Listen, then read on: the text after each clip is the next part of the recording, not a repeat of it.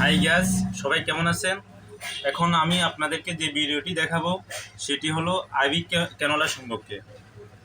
এখন guys, ivy canola করতে কি কি লাগে আমি আপনাদেরকে এখন দেখাচ্ছি। এক নাম্বার হচ্ছে, এটা হচ্ছে টুনিগেট, হ্যাঁ। দুই নাম্বার হচ্ছে অ্যালকোহল বা হেক্সিস হলে হবে। আর একটা হচ্ছে মাইক্রোপোর, আর হচ্ছে ক্যানোলা। ক্যানোলার সাইজ ছোট বড় এখানে দুইটা আছে।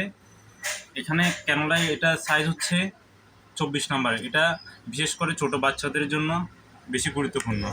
আর এটা হচ্ছে 20 নাম্বার ক্যানোলা, এটা বড়দের জন্য। হাই গ্যাস, এখন ক্যানোলা করবেন কীভাবে আমি আপনাদেরকে এখন দেখাচ্ছি।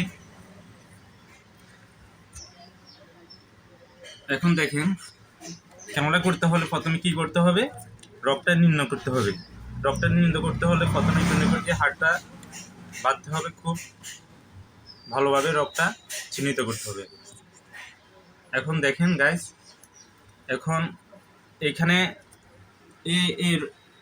এই রগটার মধ্যে ক্যানোলা করে সবচেয়ে বেটার।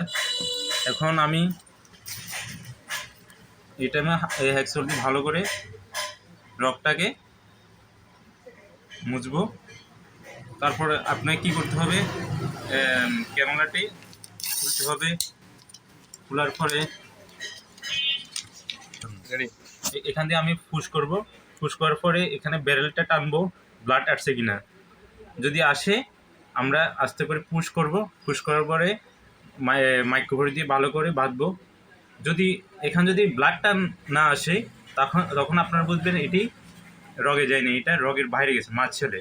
তখন কিছুতে দেওয়া যাবে না, রোগী ব্যথা অনুভব করবে। এখানে দেওয়ার আগে রগটা ভালো করে মুছতে হবে হ্যাক্সিওল দিয়ে বা অ্যালকোহল দিয়ে। ওয়ার করে এই রগটা দিয়ে আস্তে আস্তে করে দিতে হবে। তারপর এই দেখেন, এই ব্যারেলটা আস্তে আস্তে টানবেন। টানার পরে এখানে যদি ব্লাড আসে আস্তে করে পুশ করবেন, খুব সূক্ষ্ম হাতে, হ্যাঁ, খুব সূক্ষ্ম হাতে পুশ করতে হবে। তা ব্লাড আসার পরে আপনারা দিবার পরে এখানে মাইক্রোবার আছে সিডে, ওখানে প্রথমে এখানে লাগাবেন। লাগার পরে সুন্দর করে মানে ইঞ্জেকশনটা আস্তে করে এখানে পুশ করবেন। তো ঠিক আছে গাইস, আজ এই পর্যন্ত। নেক্সট টাইমে আপনাদেরকে অনেক ভালো কিছু দেখাতে পারবো, বোঝাতে পারবো, শেখাতে পারবো।